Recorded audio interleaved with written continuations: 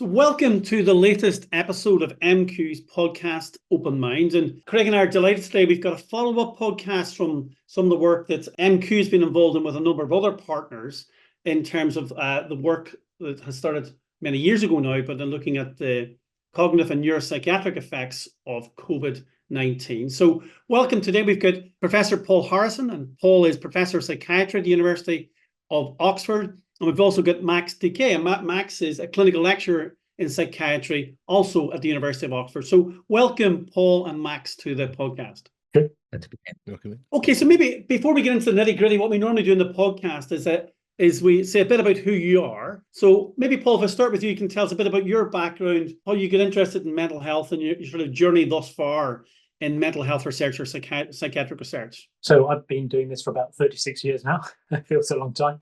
And over that time, I think I've done I've studied a range of disorders from Alzheimer's disease through to bipolar disorder and more recently COVID-19, and applied a range of techniques from brain scanning, some genetics, through to clinical trials and experimental medicine, including a current psychological treatment trial in bipolar disorder. So I'm a bit of a jack of all trades. When the pandemic struck, and I think like a lot of academics, our labs and our ability to do our previous research was impaired, we took the opportunity of access to some data sets to really try and explore, as you said at the beginning, the neurological and psychiatric consequences of COVID infection. And these latest studies are really the latest stage that research has got to. And throughout, Max has been absolutely integral to all that work that we've done. Well, that sets up really nicely then, Paul. For Max, I know we've met when we did the original podcast on the start of the study, but yeah, say a bit about who you are and how you got involved in these studies. Yeah, so I started research 14 years ago doing my PhD in engineering, and I was doing brain imaging techniques or developing brain imaging techniques at the time. And then I decided to embark on a slight change in my career and studied medicine in Oxford as a graduate entry student. And that's when I became passionate about psychiatry, and that's how I met Paul. And I continued my interest in using large data sets to try and answer research questions in psychiatry. And so when Paul approached me saying that he had access to a very large and interesting data set of electronic health records data in the US, I thought it would be something that we'd be able to do with that to answer some questions about COVID. And that's how we started doing this research. And then later on, started realizing the limitations of electronic health records data to answer questions about COVID-19 and realizing the importance of recruiting prospectively patients and participants to fill the gaps in the knowledge of the brain consequences of COVID-19 infections. A nice summary there, Max. And I'd forgotten, of course, that you'd come from engineering. I'd forgotten that from the previous podcast. So welcome again to the mental health science, obviously. Paul, back to you then in terms of the background of the PHOSP study. So can you tell us about who's funded it, all that sort of stuff? And really, I know there's early on in the pandemic, he's published really seminal findings. And am I right in thinking this is probably the most detailed study there is out there globally on looking at the prospective long-term impact of COVID in the context of neuropsychiatric and neurological outcomes? Isn't that right? Yes, I think that's probably true, Rory. And of course, one of the things about PHOSP-COVID, and the study was set up, if you remember back to the early days of the pandemic, when we were all both scared and completely ignorant of what was happening and what was going to happen.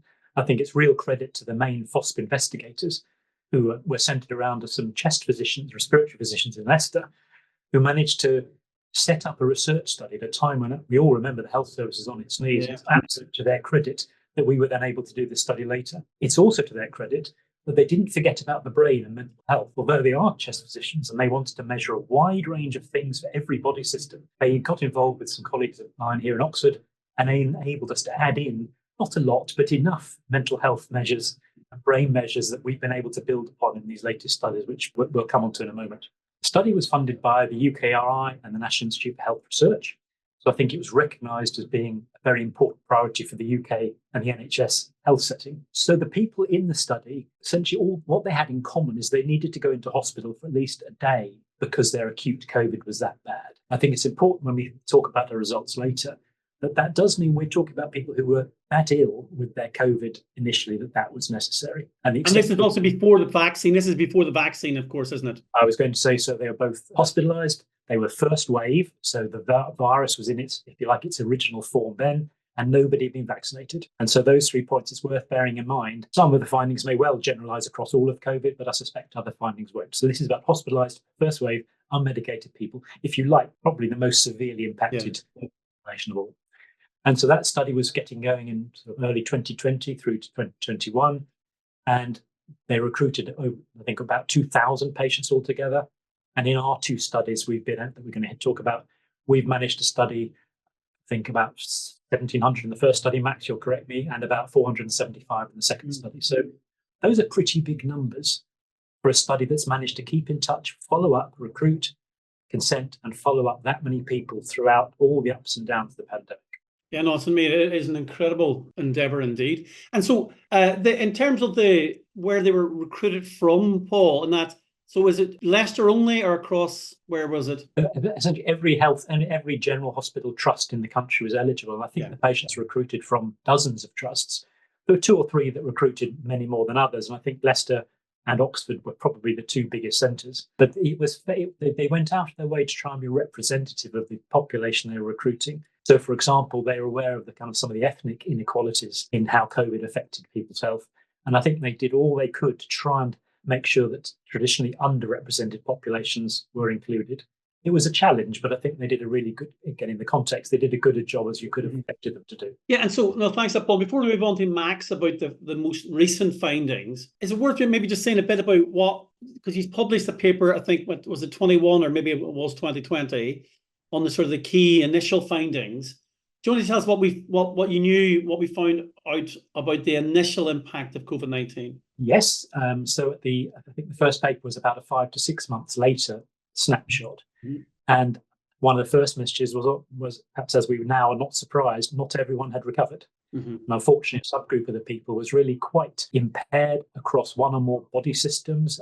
And the people who were affected in one tended to be affected in several. So there was a subgroup who really were not getting better very much from their acute infection, with a range of potential, what we would now call long COVID type difficulties. At the other end of the spectrum, fortunately, a significant proportion were largely, if not entirely, on the route to recovery. And then a group or 2 groups in the middle who had sort of half, neither one thing or the other. And that paper tried to find some of the predictors of when you were acute here, what it was that predicted how you were going to be 6 months later, and didn't really find very much, except perhaps the fact that how ill you'd been when you were in hospital didn't really explain it all. So it wasn't, for example, the patients who'd gone to intensive care who were necessarily the ones with the difficulties 5 or 6 months later. So it seemed that if you'd been enough to get into hospital, there was still a range of unexplained factors that why some people were getting better and some weren't. Mm-hmm. And as we'll hear in the most recent paper of ours, or both, we've to some extent tried to explain, and I think to some extent been able to explain, some of the heterogeneity, the variation in response of people after a hospitalisation for COVID-19. Well, that's really helpful. Thanks, Paul. And that sets up nicely then. So move to Max. Max, so the most recent paper, that I think 2 to 3 year follow-up, and that came out, I think, in Lancet Psychiatry in the last couple of weeks. Isn't that right? In the start of August. So do you want to tell us, I think my memory says the start of August, I think so. Max, can you then tell us, but first of all, before we go into the findings, and as Paul alluded to at the outset, obviously you had this large sample, over between 1,700 and 2,000, I think it was, at the start, and you've now about just under 500, is that right, in the follow-up. So can you tell us a bit about how you've managed the follow-up procedure and how representative we think that those 470, whatever, 500 are of the original population? And then we go on to the findings. I mean, as Paul mentioned, PHOSP-COVID is an absolutely stellar study. And one of the great things they've done is consent people for being recontacted to take part in additional research. So some participants, not all of them, some participants had agreed to be contacted. That didn't mean that they would agree to take part in any additional research, but it would be recontactable so that we could ask further questions, ask them to complete more tests. And that allowed us to follow up those patients 2 to 3 years after they were hospitalized with COVID-19 to assess their brain health in general. And so we sent invitations to about 2,000 people. And those are the 2,000 people who agreed to be recontacted. And of the 2,000 people, about 20% of them agreed to take part in the research. And so that raises questions about what are those 475 people, who are they compared to those who did not respond. And so everything we're going to discuss about today needs to be interpreted with that in mind, because any of the risks that we describe might not apply to the general population. Now, that being said, we've tried to look at whether there was any specific differences in those 475 people compared to all the other people who did not respond. And what we've seen is relatively small differences. We did not see anything striking. They were not particularly younger. They were not necessarily more or less comorbidities. And importantly, their outcomes at 6 months, because many of them had provided data at 6 months, their depression level, their anxiety level, their cognition at 6 months were not strikingly different from those who did not respond. And so that gave us some reassurance that it's not a very specific self-selected group of people who took part in our study and might well be representative, at least to some extent, of the general population of people who've been hospitalized in the UK with COVID-19. Well, that's really helpful, and as you say, reassuring. So just to be clear then, so in terms of the subsample, they weren't the least affected by COVID. So often we know in these studies that most people who are most seriously unwell tend to drop out over time. So it's not that's not the case here. Well, it doesn't seem to be. It doesn't. No, of course. There might be things that were not measured and that might bias the sample. Clearly, people who were unfortunately died as a result of COVID-19, otherwise during follow-up would not have taken part. So there are some of those clear differences, but there was no clear indication that there was those were the particularly well people or particularly unwell people. The only thing we did notice is we compared people who completed the tests that we'll talk about in a minute on first invitation compared to those who required one reminder that we sent a month after the first invitation to take part. And we thought that was a good or interesting proxy to see what about the people who did not respond, with the assumption that the people who did not respond would be more like the people who required one reminder than those who did not require a reminder. And what we've seen, which was quite interesting, is the people who required one reminder had similar depression level, similar anxiety level, similar fatigue, but had slightly worse cognition. And so, if anything, it seems that the people who did not take part, again, if we take the assumption that they are more like the people who required one reminder, would have worse cognition than what we've observed in our sample. Yeah, and that's really interesting about the sort of delayed, in other areas of psychology, I think we're called the delayed acceptance or the delayed acceptor type thing. So that is really interesting, actually. Okay, so moving on then, Max, before we get into the actual findings, so what did you actually measure? What were your key outcomes, and then what did you find? Right, so we were specifically interested in brain health, and in particular in cognition. And so the first thing we asked participants to do is to complete a battery of online computerized tests of their cognition called Cognitron, that's developed by Hampshire at King's College. And this gave us a fine-grained assessment of their cognition in an objective way. And so this is, this complement or extend or build upon the finding that we had for those participants in terms of their MoCA score, the Montreal Cognitive Assessment, which is a pen and paper test, which is good to screen for dementia, for instance, but might not be so good to test cognition in people who start with a very intact cognition and for whom we really want to pick up the small differences in their cognitive abilities, their memory, their attention, their executive function, etc. So that's the first thing we did. Building upon our previous studies, we were interested to look at the subjective cognitive deficits of those people. So people might score very well, very highly on the objective cognitive test, but they might still complain of cognitive problems. They might still say that they have difficulties remembering things, communicating, finding words, etc. And so we asked those questions using a validated scale for subjective cognitive deficit called a CCI-20. And then we asked the conventional, traditional, or commonly used scales for depression and anxiety, so PHQ-9 and GAD-7. We also measured their fatigue. It's not because we believe that fatigue is a psychiatric problem or a brain problem, but because it's got clear bidirectional association with brain health. So we thought it was very important to measure that as well. And then finally, one thing that we were very interested in part because of our previous research based on electronic health records that can't measure that, is occupational impact. So we asked participants whether they changed their occupation after they had COVID-19 compared to before they had COVID-19. And if so, why did it change their occupation? So did they change their occupation because they were too unwell to work, or whether they retired, they were made redundant, etc. So this is the panel of tests and questionnaires that we've asked the participants to complete. Okay, so it really is really comprehensive, and I'm very interested to see about the occupational change then. Obviously, having known what the findings are, really interesting there as well. Okay, so in terms of our what were the key take-homes then? So obviously, there have been really stark findings in terms of cognitive deficits. So do you want to tell us a bit about that? Yeah, so what we found is that 1 in 10 participants in our sample scored very low, so to speak, on the objective cognitive deficits. By that, we mean that their score was 2 standard deviation or more below the level, their score that we would expect for their social demographic characteristics. So their age, their sex, their level of education, their income, etc.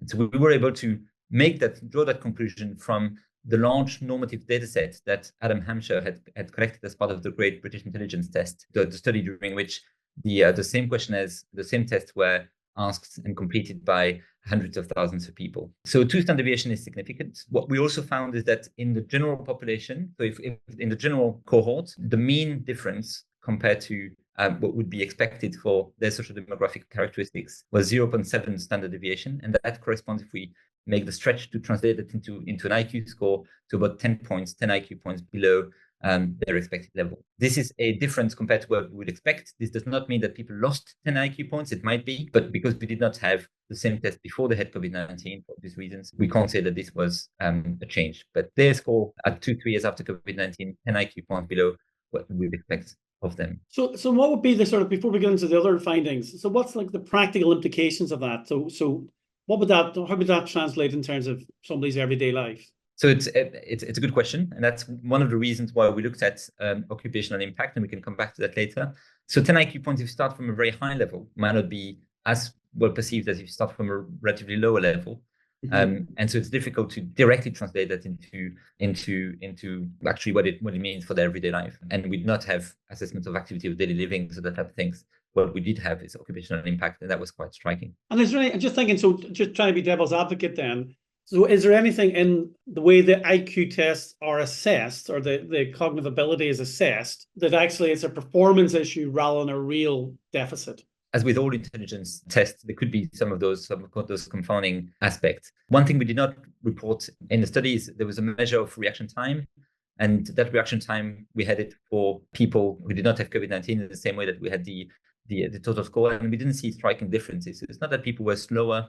And we also applied some sort of standard quality control measures to the test. So if people really couldn't take part in the test because they didn't understand it, or because they couldn't focus on the test and they had to sort of, for instance, move to another tab in the computer and then come back to the test, all of those results would be removed. So we're really looking at people who did complete the tests. Their reaction time was quite similar to the reaction time that we would expect to complete the test, but they performed more poorly than we would expect of them. Yeah, okay, great. Then moving on to the other findings, Max, and so what are the other sort of outcomes in terms of maybe mental health outcomes? And then we can come back to the occupational stuff. Yeah, so we found some quite important absolute risks of depression. So we found that 1 in 2 people in our sample reported moderate to severe depression on PHQ-9 scale. 1 in 4 reported moderate to severe anxiety. We looked at fatigue, as I said, as well. So 4 in 10 reported moderate to severe fatigue.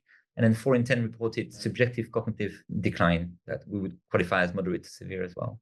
So quite a striking number of people, 2 to 3 years after they were hospitalized with COVID-19, still report brain health problems and fatigue. Yeah, because just jump in there, to compare that then, if we look at the studies which looked at like sort of community-based samples of people's mental health, and we know that in that immediate aftermath, it seems that there was obviously a decline in mental health, but it tended to recover back to whatever pre-pandemic times pretty quickly. So your sample, if I'm correct in my interpretation, is they are markedly different from what we would have seen in people who maybe weren't hospitalized with COVID.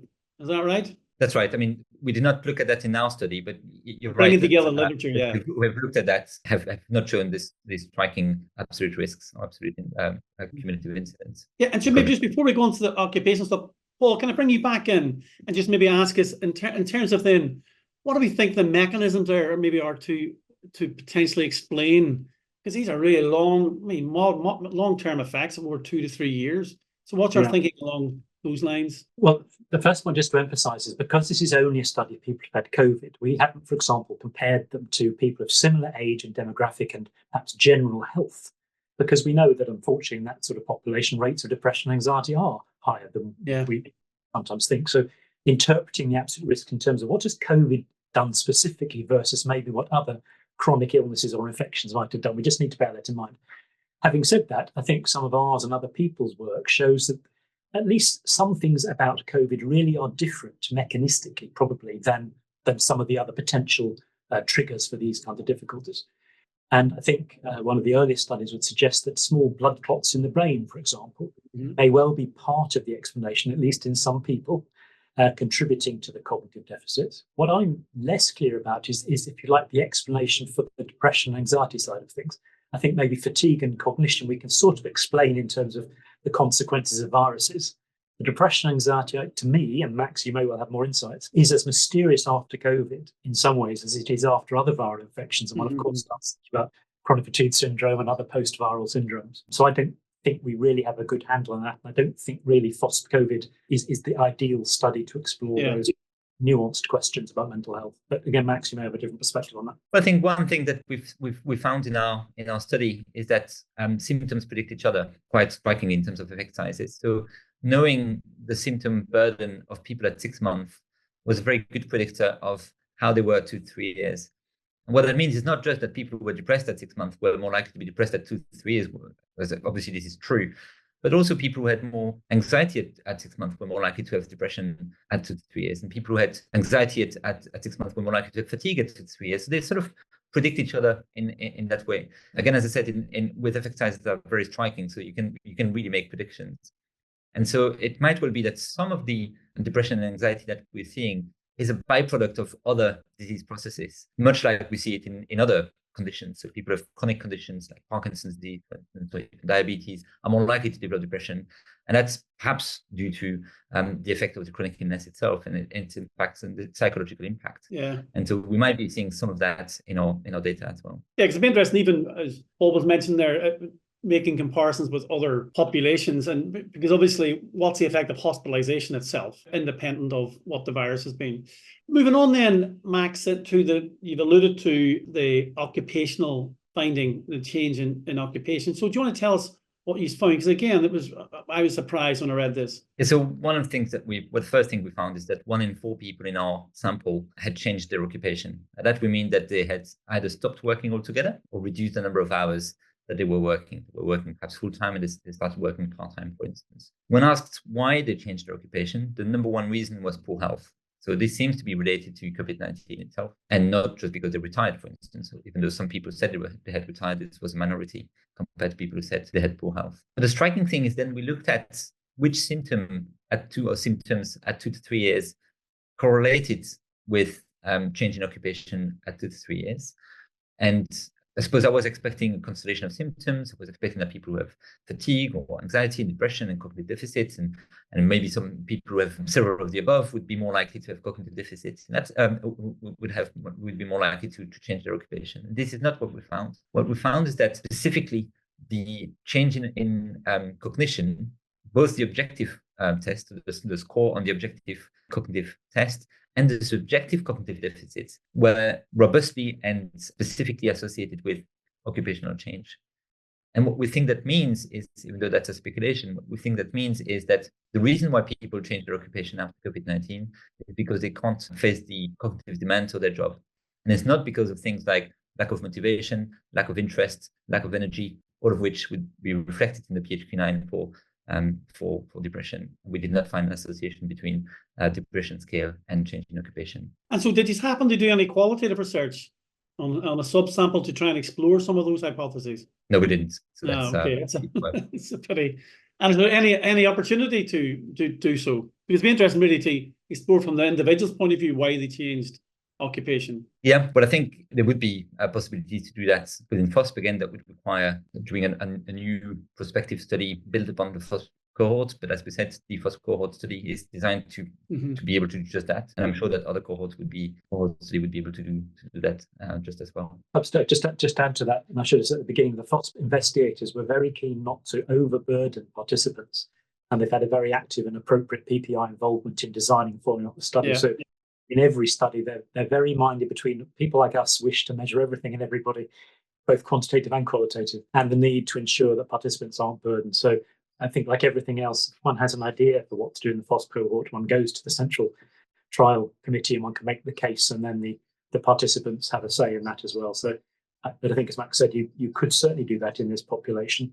And it would obviously, as always, provide an interesting complement to the kinds of quantitative data that our study focuses on. Yeah, absolutely. So thinking then of the wider implications, then the last time, Max, we spoke when the first findings came out, we were talking about brain fog and as a concept and whatever. So So what do we know now about brain fog and the science of brain fog that we didn't know then, or yeah, so maybe that's the question. So have there been changes in our understanding of brain fog? Is it that it's longer lasting, characteristics are different? What do we know now? Yeah, well, we know a few things. So we know it is longer lasting than perhaps we were hoping. So at 2 to 3 years, we still see clear signs of cognitive problems in people who have COVID-19 and who are hospitalized for it. We know it affects cognitive domains across the board. So it's not a specific, I mean, there are some subtle differences between cognitive domains, but it's not one or two cognitive domains that really stand out. And so it affects cognitive domains across the board. And so that was reflected in our study, but also in systematic reviews of prior smaller studies. And then we also know that's something that we found in our data that we also had some clues about in our previous study, which is that subjective cognitive deficits and objective cognitive deficits do not seem to go hand in hand. So we see clear differences between the two in their association with biomarkers, as we had found in our previous study, in how they are predicted by other symptoms in this study and how they evolve over time.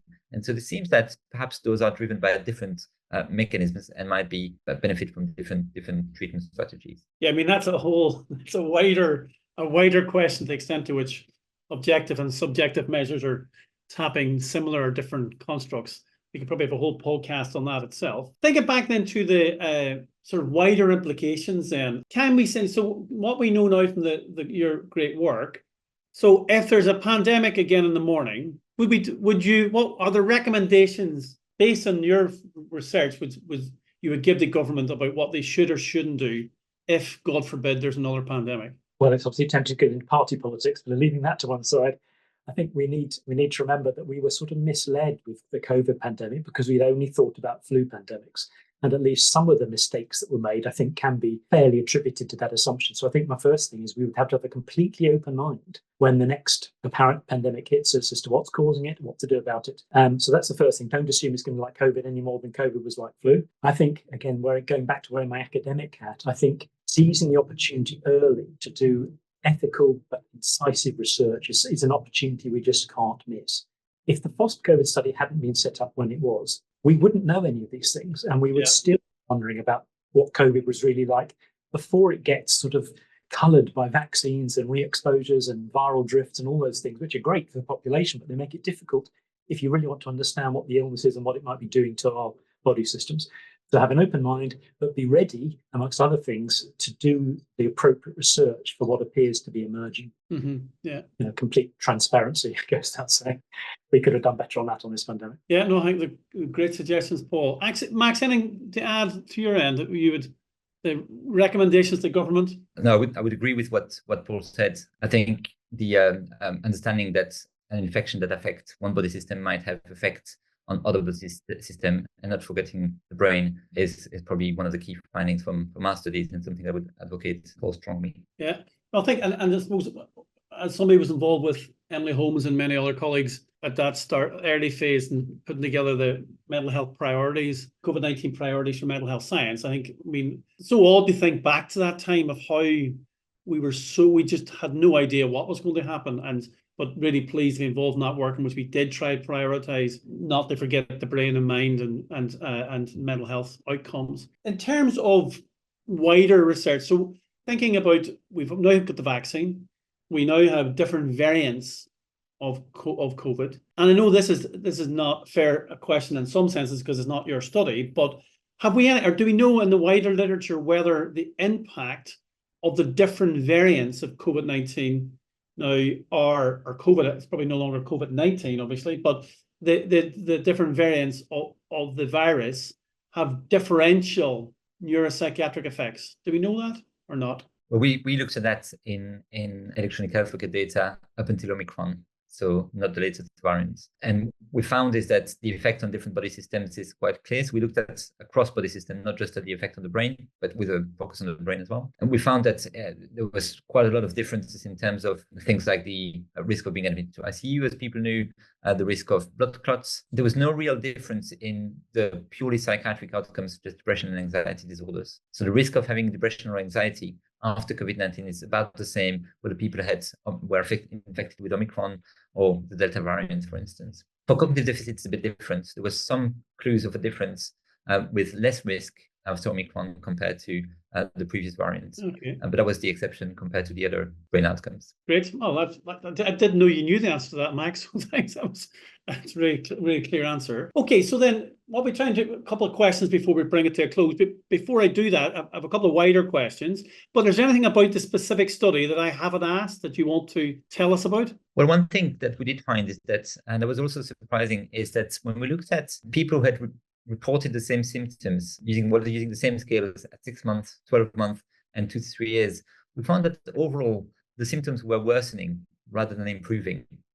And so, having observed that at the cohort level, we then wondered whether this was a sign of new symptoms emerging, that is, people who did not have symptoms at 6 and 12 months and who started having symptoms at 2 to 3 years, whether there was signs of symptoms worsening. So people had symptoms at 6 and 12 months, but those symptoms got worse at 2 to 3 years. And we found evidence of both of those effects, both emergence of new symptoms and worsening of existing symptoms. And the best explanation we have for the emergence of new symptoms is something that we've alluded to earlier, which is that people who had some symptoms in one domain, let's say anxiety, for instance, at 6 months, were then more likely to develop new symptoms later on. And so it might well be that symptoms are feeding each other. We think that might be a sign of a more complex syndrome emerging from a core set of symptoms. And if that's the case, then perhaps, but this is clear speculations, perhaps targeting that core symptom early would be a sustainable strategy to prevent the emergence of more symptoms later down the line. Well, so to that end then, have we, in terms of the evidence for specific treatments, I mean, has there been any advance in how you should treat somebody then if we're trying to ameliorate these effects? Has there any treatment studies been done to do that? I'm unaware of any, but I may be wrong. No, I'm not aware of any. I know some are on the way, but I don't think we have the outcomes yet. Well, at least a wider question: do we need treatment specifics? I mean, if the deficits are things that we're aware of, like anxiety, depression, cognitive deficits, and there's an established evidence base there anyway, arguably. So the question, I suppose, Paul, you're trying to come in there anyway, but I wonder, do we need specific treatments? That's maybe my question. Paul? Well, there's clearly a need, as Max has summarised. Unfortunately, a significant minority, at least, of the people needing hospitalisation for their COVID are left with one or more serious disabilities, if I can use that word. Mm-hmm. So yes, there's a need for treatment. I think both what that treatment might be and how we would test it in a rigorous way would be a real challenge. Yeah. But if we go back to this particular group of people, they're now, 3 years plus 4 years from their infection. And we know from probably the rest of mental health, the rest of medicine, that once things are as ingrained as they are or evolving, it's very difficult to reverse that. Any effective intervention, what one might want to have in place are interventions for if and when another pandemic or another wave of COVID-19 happened that was making people ill enough that you'd really want to intervene early. And I think we're in a better place now than we were then to think what those treatments might be, but it's all a bit of a thought experiment. So I think in terms of treatments for the unfortunate people already affected, it's going to be very sort of anecdotal and individualized rather than being based on what we might call a proper clinical trial, because I can't think how you design that to make it both effective and ethical. Yeah, no, that's a very, very important point. Sorry, I've just got one last question. So at MQ, we're doing a lot of research on stress in the workplace and employee well-being. So in saying that, what recommendations would you say to employers about their staff that have long COVID? Well, I think it's a difficult question to answer. I think the bare minimum would be to recognize that some people are struggling after they've had COVID-19, and that could be long lasting. I think that's a bare minimum that employers should be aware of, that this is not just people pretending to be unwell. People are very unwell. When we test it, they're unwell. When we ask validated questionnaires, they're unwell. And so we have the evidence for that, and this is not the only evidence that there exists. In terms of specific accommodation, occupational accommodation for those people, I think, as Paul suggested, this is going to be personalized, and I think it's difficult to have a sort of one solution fit all type of strategy. But I think, yes, recognizing the issue, recognizing that some people will need time or will need some accommodation in the workplace is important to recognize. Perhaps I could just add that, of course, inevitably we have no idea what's going to happen next, because this is the first time this infection has affected us. And so therefore, things might magically get better. Between 3 and 4 years, they might get worse. They might go on unchanged. So I think continuing follow-up of both this cohort and hopefully other people who've experienced COVID will at least give us a better sense about what the natural history is likely to be. And again, I think that's going to be a challenge both for the people affected and their employers, that it's not like you're planning for coping with the stress or difficulty working now and expecting things to be better in 3 months' time. We just don't know that. So I think the good employers are going to have to be very understanding and flexible, and hopefully be aware of the evidence enough that they don't make the wrong judgments about what their employees are doing or claiming. So hopefully studies like ours can at least help provide some of the evidence to make the best decisions for employers. No, great question, Craig. Okay, so bring it to a close, and two last questions. One related to what we've been talking about, and then we always end with a question which is unrelated to anything we've discussed. So the related question is, what do you see as a sort of burning research question related to the broader COVID-19 field that we haven't addressed yet and we need to address? So maybe Max, start with you and then on to Paul. Mechanism is the key word. We really want to understand it. We've got the epidemiological data, and now it's well accumulated across many different studies, across many different countries, to understand the burden that exists, to understand the risk factors, to understand all of that. What we do not know yet is what are the mechanisms. This is obviously very difficult, and this obviously takes much more time than doing epidemiological studies where we can just access a large data set and analyze it. But they are coming through. So there are some animal studies, there are some deep phenotyping studies that are coming through, and those are very important. And hopefully we will be able to answer that question: what are the mechanisms? And the plural is probably important. My guess is that there's going to be more than one. Must be more than one. Certainly for long COVID, but probably also for specific symptoms of long COVID, including cognitive deficit, perhaps. And understanding the mechanism will hopefully lead to effective treatments. Great answer. Paul, same to you? Well, I'm being boring. I can Max, my sort of interest is in mechanisms, and I think heterogeneity, multiple mechanisms. I think we've already got hints from not just our studies, but all the studies, that there are different things going on in different people in different body systems. And what I don't think we've got any sense on is how do they fit together? Is it that you can, if you've got COVID, you can get one of 4 or 5 different things happen to you, or are they all interplaying? Is there some kind of additive effect, an additive burden? To what extent are some people biologically vulnerable to different things happening? To what are people environmentally vulnerable? That's really difficult, as you know, to put things together to get the holistic picture. It's very easy to dive into your particular molecule or psychological factor, whatever it might be. And I think being able to dive in and stand back and take an overview is going to be a priority. But let's not underestimate how difficult that is to do in practice. I like the ambition, though, because that's what we need, of course, to hopefully, if and when the next pandemic occurs, so we're better equipped. Okay, so thanks for that really wide-ranging discussion, Paul and Max. So we end with one sort of, as I mentioned a second ago, an unrelated question. This is always a wee bit unfair, but we go with it anyway. So, Paul, I'm going to ask you it first, and then Max this time. So, if you had to write a book tomorrow, any book at all, what would it be and why? Okay, that's pretty me on the spot, isn't it? Okay, it is. But it's a good question, I think. As you have gathered from my appearance, I'm reaching the end of my career, so I'm beginning to have those kind of looking back and being a grumpy old man sort of phase. And when I was coming into psychiatry, I wrote a short piece on, I think it was called Molecules and Minds, and I wasn't really coming up with anything at all novel. I was just struck, as I was a trainee psychiatrist, that psychiatrists were on the one hand meant to be doctors with all, if you like, biological, pharmacological prejudices that doctors have and expertise. On the other hand, we're also being trained in traditional psychotherapy. And that to me is a very, very different style of requirements of skills and knowledge. And I was suggesting maybe you can't expect, or you shouldn't expect, any one health professional to try and be such a jack of all trades. And I have to say, looking back on my career now, I still really worry that psychiatrists or perhaps some mental health professionals are trying to be too many things to too many people. And yet the challenge, of course, is always how do you then knit together, I think the phrase, the mind and brain that you talked about earlier. And seeing individual patients, I'm always struck by the need to try and produce both good medical care and good psychological care. I've had too many conversations with patients who are either naively optimistic about the drugs I want to prescribe them, or else nihilistic about the drugs. Mm-hmm. And so getting that balance right, and the integration of the psychological and the medical. I'm by no means the first person to think this is the challenge, but I'd like to reflect back on whether I think there's any better ways we can do it than we have been doing it recently. Well, that's a great answer. I would encourage you to write that book, Paul. I would read it. And the same question to you, Max. Yeah, it's a great question. I think I'd write a book that would encourage engineers to get interested in the mind and in psychiatry. It would essentially take the form of a discussion with my 18-year-old self or something, who thought that psychology or psychiatry is not a topic that engineers should even try to touch.